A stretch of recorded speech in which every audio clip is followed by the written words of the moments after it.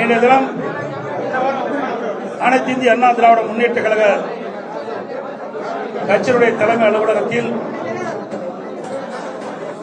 அனைத்து இந்திய அண்ணா திராவிட முன்னேற்ற கழக தலைமையில் அமைக்கப்பட்ட தேசிய ஜனநாயக கூட்டணியில் அங்கம் வைக்கின்ற கட்சியுடைய தலைவர்கள் வருகிறது. எங்கள் கூட்டணியில்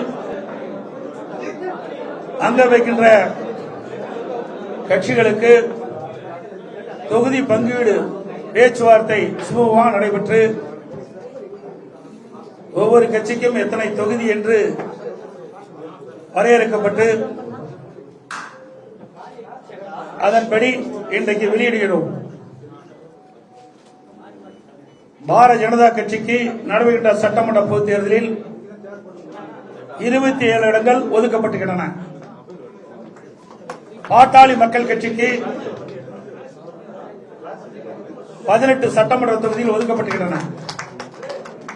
அம்மா மக்கள் முன்னேற்ற கழக கட்சிக்கு 11 தொகுதிகள் ஒதுக்கப்பட்டுள்ளன.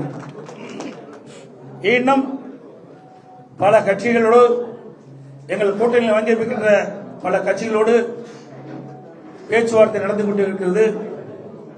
இன்று இரவுக்குள் சுமூகமாக பேச்சுவார்த்தை முடிவு பெற்று அந்த கட்சிகளுக்கு எத்தனை தொகுதி என்று அறிவிக்கப்படும் என்பதை மகிழ்ச்சியுடன் இந்த நேரத்தில் தெரிவித்துக் கொள்கின்றேன்.